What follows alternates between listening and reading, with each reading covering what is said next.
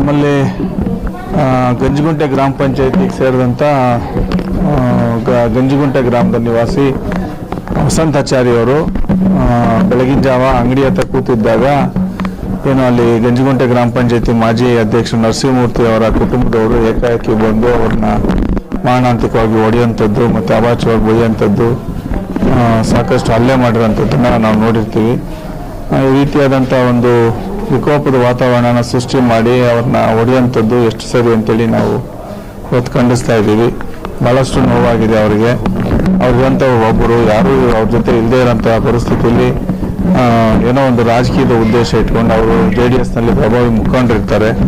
ಅವರು ಹೇಳಿದ್ದೇ ಮಾತನಾಡಬೇಕು, ಅವರ ಮಾತೇ ಅಲ್ಲಿ ವೇದವಾಕ್ಯ ಆಗುವಂಥ ನಿಟ್ಟಿನಲ್ಲಿ ಅವರ ನಡವಳಿಕೆಗಳಿಂದ ಪಂಚಾಯಿತಿ ಪೂರ್ತಿ ಭಯಭೀತರಾಗಿರೋಂಥದ್ದು, ಅವ್ರನ್ನ ಕಂಡ್ರೆ ಭಯ ಬೀಳುವಂಥದ್ದು, ಅವ್ರನ್ನ ಮಾತಾಡಿದ್ರೆ ಅಟ್ರಾಸಿಟಿ ಕೇಸ್ ಹಾಕ್ತಾರೆ, ಅಟ್ರಾಸಿಟಿ ಮಾಡ್ತಾರೆ ಅಂತೇಳಿ ಆ ಗೊಂದಲದಲ್ಲೇ ಅಲ್ಲಿನ ಜನ ಎಲ್ಲನೂ ಸಹ ಜೀವನ ಮಾಡ್ತಾ ಇರೋಂಥದ್ದನ್ನು ನಮ್ಮ ಕಿವಿಗೂ ಸಹ ಬಿದ್ದಿತ್ತು. ಅದರಂತೆ ಇವ್ರನ್ನ ಟಾರ್ಗೆಟ್ ಮಾಡಿ ಏನೇ ಒಂದು ಅಲ್ಲಿನ ಪಂಚಾಯಿತಿಯಲ್ಲಿ ಸಮಸ್ಯೆಗಳಿರುವಂಥದ್ದು, ಇಲ್ಲಿ ಯಾರಿಗಾದರೂ ಸಾರ್ವಜನಿಕರಿಗೆ ನೋವಾದರೆ, ಯಾರಾದರೂ ಒಂದು ರೀತಿ ಸರ್ಕಾರದ ವಿಚಾರವಾಗಿ ಒಂದು ರೀತಿ ಬೇರೆ ಕೆಲಸಗಳು ಮಾಡಿ ಅದನ್ನೆಲ್ಲ ಸಹ ಇವರು ಸೋಷಿಯಲ್ ಮೀಡಿಯಾದಲ್ಲಿ ಒಂದು ರೀತಿ ಪ್ರಚಾರ ಮಾಡಿ ಸರಿದಾರಿಗೆ ತಗೊಂಥ ಕೆಲಸನ ವಸಂತ್ ಅವ್ರು ಮಾಡ್ತಾ ಇದ್ರು. ಕಾಂಗ್ರೆಸ್ ಪಕ್ಷದ ಕಟ್ಟಾಳಾಗಿ ಕೆಲಸ ಮಾಡ್ತಾಯಿದ್ರು. ಇಂಥವ್ರನ್ನೆಲ್ಲರೂ ಸಹ ಈ ರೀತಿ ಹಲ್ಲೆ ಮಾಡಿ ಒಬ್ಬೊಬ್ಬರನ್ನಾಗಿ ಒಂದು ಸೈಡ್ ಕೂರಿಸೋಂಥದ್ದು, ಅಲ್ಲಿ ತಮ್ಮ ಪ್ರಾಬಲ್ಯನ ಸಾಧನೆ ಮಾಡ್ಕೊಬೇಕಂತೇಳಿ ಮೂರ್ತಿ ಅನ್ನೋದು ಹುನ್ನಾರ ಭಾಳಷ್ಟು ದಿನಗಳಿಂದ ನಡೀತಾ ಇದೆ. ಇಂಥ ವ್ಯಕ್ತಿಗೆ ಕಾನೂನು ಕ್ರಮ ಜರುಗಿಸಬೇಕು ಮತ್ತು ಈ ರೀತಿ ಹಲ್ಲೆ ಮಾಡಿರುವಂಥದ್ದನ್ನು ಸಹ ಸರ್ಕಾರ ಗಂಭೀರವಾಗಿ ತಗೊಳ್ಬೇಕು. ಗೃಹ ಇಲಾಖೆ, ಪೊಲೀಸ್ ಇಲಾಖೆಯವರು ಅವ್ರಿಗೆ ಯಾವ ರೀತಿ ಕ್ರಮ ತಗೊಬೇಕು, ಯಾವ ರೀತಿ ಶಿಸ್ತು ಕ್ರಮ ವಹಿಸಬೇಕು, ಕಾನೂನಲ್ಲಿ ಏನು ಅವಕಾಶ ಇದೆ ಅದನ್ನು ಅವ್ರ ಮೇಲೆ ಹಾಕಬೇಕು, ಅವ್ರನ್ನ ಹತೋಟಿಗೆ ತರಬೇಕು. ಆ ಪಂಚಾಯಿತಿ ನೆಮ್ಮದಿಯಿಂದ ಜೀವನ ಮಾಡ್ಕೊಂಡು ಹೋಗುವಂಥ ನಿಟ್ಟಿನಲ್ಲಿ ಒಂದು ಸರಿ ದಾರಿಗೆ ತರಬೇಕು ಪೊಲೀಸ್ ಇಲಾಖೆ ಅಂತೇಳಿ ನಾನು ತಮ್ಮಕ್ಕೆ ಮನವಿ ಮಾಡ್ಕೊಳ್ತೀನಿ. ಈಗ ಇವ್ರ ಮೇಲೆ ಹಲ್ಲೆ ಮಾಡಿರೋಂಥ ವಿಚಾರದಲ್ಲಿ ಕಂಪ್ಲೇಂಟ್ ಕೊಟ್ಟಿದ್ದಾರೆ. ಮತ್ತೆ ಇನ್ನೊಂದಷ್ಟು ವ್ಯಕ್ತಿಗಳನ್ನ ಸಹ ನಮ್ಮ ಮುಖಂಡರನ್ನೆಲ್ಲ ಅವರು ಟಾರ್ಗೆಟ್ ಮಾಡಿರೋಂಥದ್ದನ್ನು ಸಹ ನಮ್ಮ ಗಮನಕ್ಕೆ ಬಂದಿದೆ. ಅದನ್ನು ಈಗ DYSP ಅವ್ರ ಗಮನಕ್ಕೆ ತಂದು ಅವ್ರ ಮೇಲೆ ಒಂದು ದೂರು ಕೊಡೋಂಥ ಕೆಲಸನೂ ಸಹ ನಾವು ಮಾಡ್ತಾ ಇದ್ವಿ. ಇಲ್ಲಿ ಒಂದು ರೀತಿ ಸಾರ್ವಜನಿಕ ವೇದಿಕೆಯಲ್ಲಿ ಈತ ಮಾತಾಡ್ತಾನೆ, ಏನೋ ಒಂದು ಕಡೆ ಸಮಾಜ ಸೇವಕರು ಬಂದಿದ್ದಾರೆ, ಅವ್ರು ಏನೋ ಒಂದಷ್ಟು ದಾನ ಧರ್ಮ ಮಾಡ್ತಾರೆ, ಅದನ್ನು ದೊಡ್ಡದಾಗಿ ಟಿವಿಗಳಲ್ಲಿ ತೋರಿಸೋಂಥದ್ದು, ಪತ್ರಿಕೆಗಳಲ್ಲಿ ಬರ್ಸೋಂಥದ್ದು, ಈ ರೀತಿ ಅಪಹಾಸ್ಯವಾಗಿ ಮಾತಾಡಿ ಒಂದು ರೀತಿ ನಮ್ಮನ್ನೆಲ್ಲ ಸಮಾಜಘಾತಕರು ಅನ್ನೋ ರೀತಿಯಲ್ಲಿ ಬೆಂಬಸಿರೋಂಥದ್ದನ್ನು ನಾವು ಅವರ ವಿಡಿಯೋನ ಕೇಳಿದ್ದೀವಿ. ಈ ಮನುಷ್ಯ ಸಮಾಜ ಮುಖ್ಯ ಕೆಲಸ ಮಾಡ್ಬೇಕಾದ್ರೆ ಏನು ಮಾಡಬೇಕು? ಈ ರೀತಿ ಹಲ್ಲೆ ಮಾಡಬೇಕಾ? ಇಲ್ಲ ಈ ರೀತಿ ಹೊಡೆಯೋಂಥದ್ದಾಗಬೇಕಾ? ಇಲ್ಲ ತಮ್ಮ ಕುಟುಂಬನ ಬಿಟ್ಬಿಟ್ಟು ಬೀದಿಯಾಗಿ ರೌಡಿಗಳ ರೀತಿ, ಅವಿದ್ಯಾವಂತರ ರೀತಿ ಹೋಗಿ ಏಕಾಏಕಿ ಹಲ್ಲೆ ಮಾಡೋಂಥದ್ದು ಎಷ್ಟು ಸರಿ? ಸಮಾಜಘಾತಕ ಅಂತ ತಾವು ಮಾತಾಡ್ತೀರಲ್ಲ, ನೀವು ಮಾಡಿರೋಂಥ ಕೆಲಸ ಏನು? ಸಮಾಜಕ್ಕೆ ಹಿತ ಮಾಡೋಂಥ ಕೆಲಸನ ಹಲ್ಲೆ ಮಾಡೋಂಥದ್ದು, ಒಬ್ಬ ಮನುಷ್ಯನ ಮೇಲೆ ದಬ್ಬಾಳಿಕೆ ಮಾಡೋಂಥದ್ದು, ಹೊಡೆಯೋದು ಬಡಿಯೋದು. ನಾವು ಮಾಡಿದ್ರೆ ಆರೋಗ್ಯದ ಕ್ಯಾಂಪ್ ಮಾಡಿ, ನಾವೇನೋ ಜನಗಳಿಗೆ ಸರಿ ದಾರಿಯಲ್ಲಿ ತೊಗೊಂಡೋಗೋಂಥ ಕೆಲಸ ಮಾಡಿ, ನಮ್ಮ ಕೈಲಾಗಿ ಸಹಾಯ ಮಾಡಿ ಒಂದು ಕಣ್ಣು ಆಪ್ರೇಷನ್ ಮಾಡಿಸಿದ್ವೋ, ಒಂದು ಗರ್ಭಕೋಶದ ಆಪ್ರೇಷನ್ ಮಾಡಿಸಿದ್ವೋ, ಇಲ್ಲ ಒಂದು ಕನ್ನಡಕ ಕೊಟ್ಟಿದ್ದೀವೋ, ಇಲ್ಲ ಒಂದು ಕಿವಿಗೆ ಮಿಷಿನ್ ಕೊಟ್ಟಿರ್ತೀವೋ, ನಾವೇನೋ ಬಡವರಿಗೆ ಅನುಕೂಲ ಆಗಲಿ ಅಂತ ಕೊಟ್ಟಿದ್ದೀವಿ. ನೀವು ಕೊಡಿ, ನೀವು JDS ಪಕ್ಷದ ನಿಷ್ಠಾವಂತ ಕಾರ್ಯಕರ್ತ, ನೀವು ಮಾಡಿ, ಆರೋಗ್ಯದ ಕ್ಯಾಂಪ್ ಮಾಡಿ, ಪೆನ್ಷನ್ ಕ್ಯಾಂಪ್ ಮಾಡಿ, ಸಾರ್ವಜನಿಕರಿಗೆ ನಿಮ್ಮ ಚೇರ್ಮನ್ ಆಗಿದ್ದಂಥವ್ರು ನೀವು ಸಹಾಯ ಮಾಡಿ. ನೀವು ಅದು ಮಾಡಲ್ಲ, ಬರೀ ರಾಜಕೀಯ ಮಾಡ್ತೀರಿ.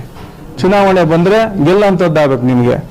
ನಾವು ಕೊಟ್ಟರೆ, ನಾವು ಏನೋ ಹಸಿದವ್ರಿಗೇನೋ ಆಹಾರದ ಕಿಟ್ ಕೊಟ್ಟರೆ ನಮ್ಮದು ಅಪಹಾಸ್ಯ. ನೀವು ಏನದು ಸ್ಕೂಟ್ರು, ಏನೋ ಒಂದು ವೆಹಿಕಲ್ಸ್ ಕೊಟ್ಬಿಟ್ಟು ಓಟ್ ಹಾಕ್ಸ್ಕೊಳ್ಳೋಂಥದ್ದು ಪ್ರಜಾಪ್ರಭುತ್ವದಲ್ಲಿ ಸರಿನಾ? ನೀವು ಮಾಡ್ತಾ ಇರೋದೇನು? ನೀವೇನು ಹಂಗೆ ಬಂದಿಲ್ಲ. ನೀವು ಸಮಾಜ ಸೇವೆ ಮಾಡ್ಕೊಂಡೆ ತಾನೇ ನಿಮ್ಮ ನಾಯಕರು ಇವತ್ತು ಶಾಸಕ ಆಗಿರೋಂಥದ್ದು ರವಿಕುಮಾರ್ ಅವರು.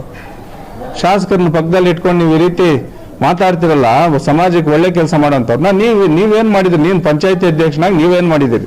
ದೌರ್ಜನ್ಯ ಮಾಡೋದಾ? ಯಾವ ಕಾನೂನಲ್ಲಿದೆ ನಿಮಗೆ ದೌರ್ಜನ್ಯ ಮಾಡೋಂಥದ್ದು? ಯಾರು ಹೇಳ್ಕೊಟ್ಟಿದ್ದಾರೆ ನಿಮಗಿದು? ಇಲ್ಲ ನಿಮ್ಮ ನಾಯಕರು ಹೇಳಿದಾರಾ? ಸಮಾಜಕ್ಕೆ ಒಳ್ಳೇದು ಮಾಡೋಂಥದ್ದು ಏನು? ಸಮಾಜಮುಖಿಯಾಗಿ ಏನು ಮಾಡ್ಬೇಕಂತದ್ದು ನೀವು ಒಂದೊಳ್ಳೆ ಕಾರ್ಯಕ್ರಮದಲ್ಲಿ ಮಾತಾಡಿದ್ದೀರಿ.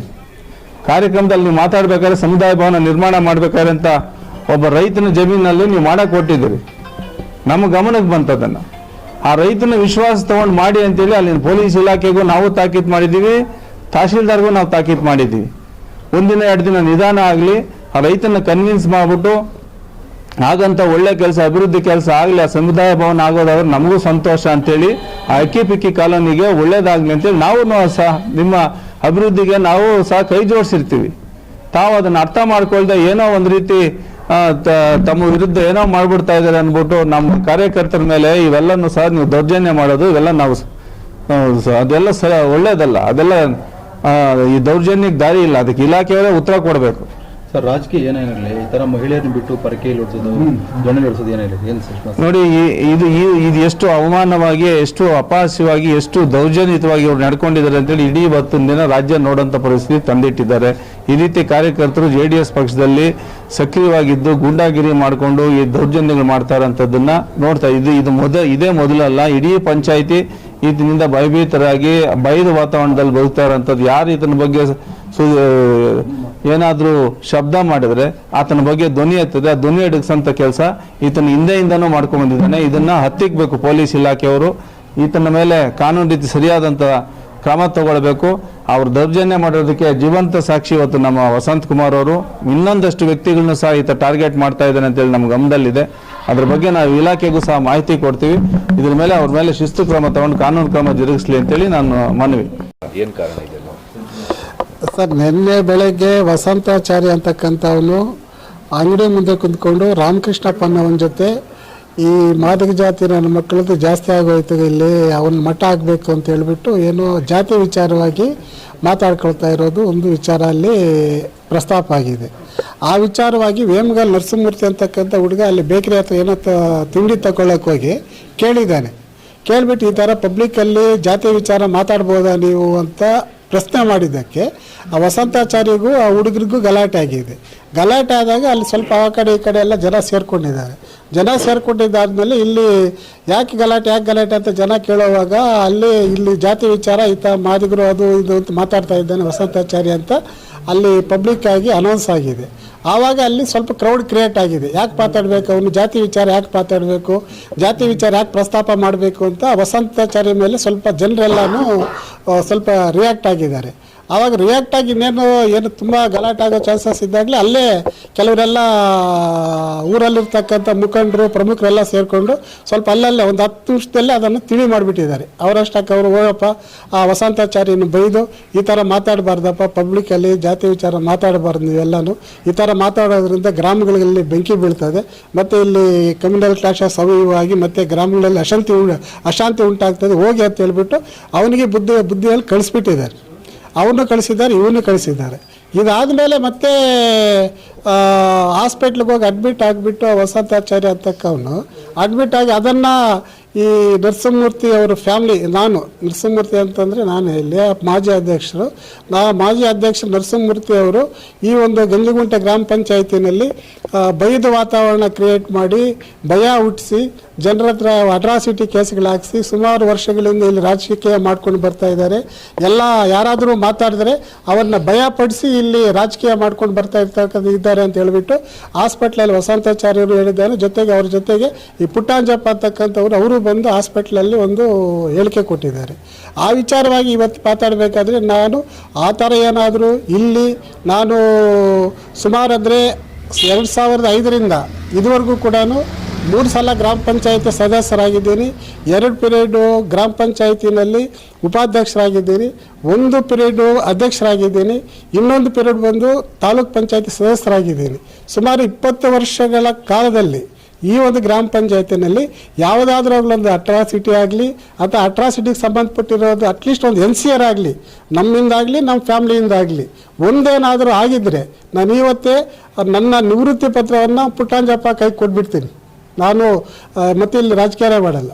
ಆತ ಏನು ಮಾಡಿದ್ದಾನೆ, ಯಾವುದು ತಪ್ಪು ಮಾಹಿತಿ ತಗೊಂಡು ನನ್ನ ಮೇಲೆ ಒಬ್ಬ ದಲಿತ ಮುಖಂಡರ ಮೇಲೆ ಈ ಥರ ಒಂದು ಸುಳ್ಳು ಆರೋಪ ಮಾಡಿ ಅದ್ರ ಜೊತೆಗೆ ಒಂದು JDS ಕಾಂಗ್ರೆಸ್ ಪಕ್ಷದ ಕಾರ್ಯಕರ್ತರ ಮಧ್ಯೆ ನಮ್ಮ ಕಾಂಗ್ರೆಸ್ ಮುಖಂಡರು ಹೊಡೆದಿದ್ದಾರೆ ಅಂತ ಹೇಳ್ಬಿಟ್ಟು JDS ಕಾಂಗ್ರೆಸ್ಗೂ ಗಲಾಟೆ ಆಗಿದೆ ಅಂತ ಹೇಳ್ಬಿಟ್ಟು ಎಲ್ಲ ಮಾಧ್ಯಮಗಳಿಗೆ ಒಂದು ಹೇಳಿಕೆ ಕೊಟ್ಟಿದ್ದಾರೆ.